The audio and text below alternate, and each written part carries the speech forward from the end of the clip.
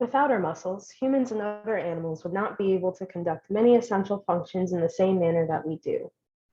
Some of these functions may seem automatic because they occur by way of countless microscopic mechanisms and on such vast timescales that we don't even have to think about them for them to occur. One such process is muscle contraction, mediated by the interplay of actin and myosin filaments, which interact to generate what is called a power stroke to move our muscles.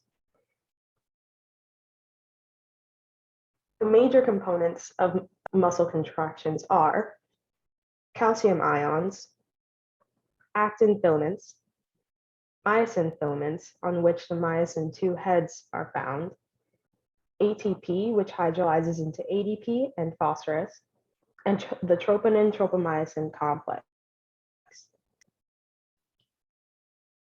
Muscles are made up of many components, notably sarcomeres. The ultimate action that these components undertake is to enable actin and myosin filaments to slide back and forth against one another, resulting in the contraction of our muscles. To break this mechanism down, we will begin with the motor neuron. When the central nervous system relays a signal to contract a muscle through the depolarization of a motor neuron, the neurotransmitter acetylcholine is released, leading to the subsequent depolarization of the muscle cell. When depolarized, the signal travels through the transverse tubules or the T-tubes of the cell, and calcium ions are released from the sarcoplasmic reticulum throughout the cell.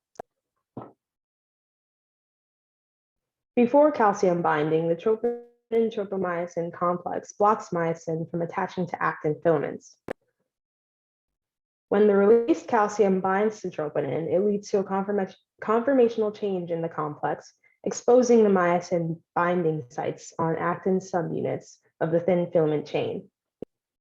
Once exposed, the myosin heads of the thick filaments are able to bind to the actin chain, and after releasing ADP and phosphorus generated from the hydrolysis of ATP, performs a power stroke, pulling the actin into a contracted state.